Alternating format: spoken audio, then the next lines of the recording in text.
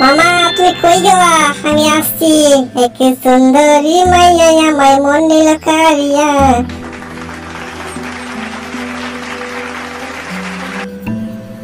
কি বলো লাইলা, আজকে তো আমি তোমায় বিয়ে করব, তুমি কি খুশি? বলো তাহলে। হ্যাঁ বিয়েতে করব, তবে তোমার কি একা একা নাকি? তাহলে যাও, তোমার সব বন্ধুদের নিমন্ত্রণ দিয়ে এসো। আচ্ছা ঠিক আছে। আরে হ্যাঁ গো হ্যাঁ, তোমাকে কি বলতে হবে এই কথা? আমার তো বন্ধু, আমারই তো মনে আছে। আচ্ছা তুমি বসো, আমি যাচ্ছি। মামা তুই কই গেলা? আমি আসছি। এক সুন্দরী মাইয়া আমায় মন নিল কারিয়া। আর যদি তুমি মামা দাও গো আনিয়া। এক সুন্দরী মাইয়া আমায় মন নিল কারিয়া। আরে সোমেন, আমাদের ওস্তাদের কি হইল রে? আমাদের ওস্তাদের আর কি হবে, একটা মাইয়াকে নিয়ে পাগল, সে তো আর দেখাই পাওয়া যায় না তার।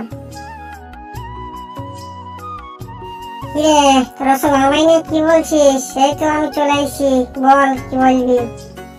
আরে ওস্তাদ, আপনার নাম করতে করতে আপনি চলে এসেছেন। এই যে আপনার কথাই বলছিলাম, আপনার তো আর কোনো পাত্তাই নাই, কি ব্যাপার? ওস্তাদ, আপনি নাকি এক মাইয়ার প্রেমে পড়ে গেছেন, তাই শুনলাম। কি কথা কি সত্য? আরে হ্যাঁ, এই কথা একদম সত্য। এই সামনে বিয়ে করছি, ঠিক আছে, তাই তোদেরকে বলতে এলাম। তো তোরা একসঙ্গে আছিস, যা ভালোই হইল। ওস্তাদ, আপনি সত্যি বিয়ে করছেন? তা কবে? ঠিক আছে, আমরা তো যাইবই, চিন্তা করবেন না আপনি। আরে সত্যি, আগামী কালকে বিয়ে, বুঝলি? তা সব ধাঁ করে চলে আসবি, ঠিক আছে? এই কালকে 10টা থেকে শুরু হবে, তোরা সব একসঙ্গে চলে যাবে। এই আমি চললাম, ঠিক আছে? হ্যাঁ উস্তাদ, আপনি চিন্তা করবেন না, আমরা চলে যাব ঠিক।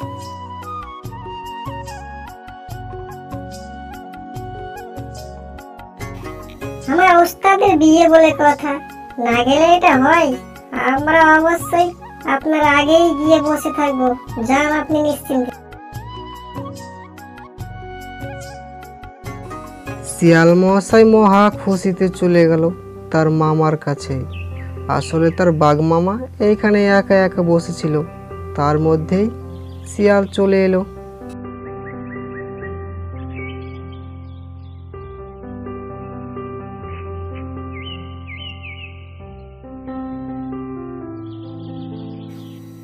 আরে বাঘ মামা, তোমার তো কোনো পাত্তাই নেই। সারা জঙ্গল খুঁজে এলাম, তোমায় কোথাও পেলাম না। তুমি দেখছি গাছের নিচে বসে আছো। কেন রে ভাগলে, তুই কেন আবার আমাকে এত খুঁজে বেড়াবি? তার কারণ কি? তোর বিয়ে নাকি তুই আমাকে এত করে খুঁজে বেড়াচ্ছিস?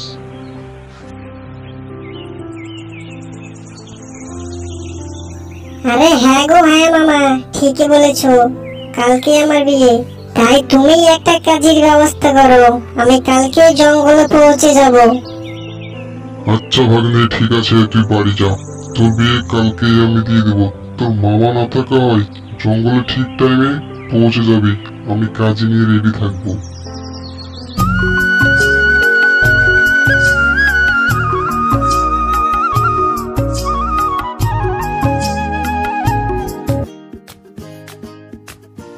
ভাগ্নের বিয়ে বলে কথা। এদিকে শিয়াল অনেক খুশি।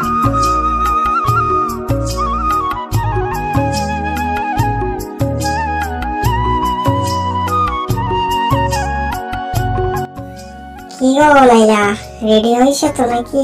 চলো তাহলে আমাদেরকে এবার বেরিয়ে পড়তে হবে।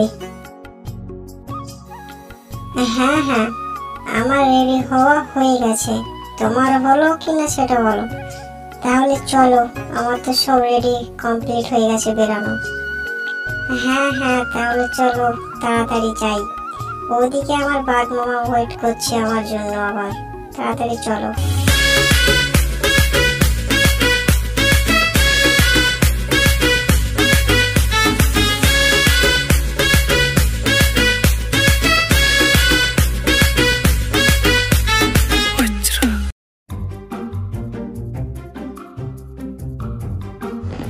কি ব্যাপার বন্ধু, তোমার ভাগ্নে কোথায়?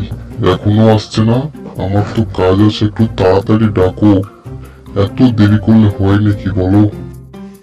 আরে না গো না, হয়তো রাস্তায় একটু দেরি হয়ে গেছে, আসছে আর বেশিক্ষণ না। এই যে আমার ভাগ্নে চলে এসেছে। কি রে ভাগ্নে, তোর এত দেরি হলো কেন বলতো? নতুন বিয়ে করছিস, একটু তাড়াতাড়ি আসবি, অনেক দেরি করে ফেললি দেখি। আরে মামা কি বলবো, একটু দেরি হয়ে গেল, আস্তে আস্তে এলাম তো, নতুন বিয়ে, একটু তাড়াতাড়ি পড়ান। ঠিক আছে, রেডি হয়ে গেছি আমি। কাজী বাঘ বিয়ে পড়াতে শুরু করলো।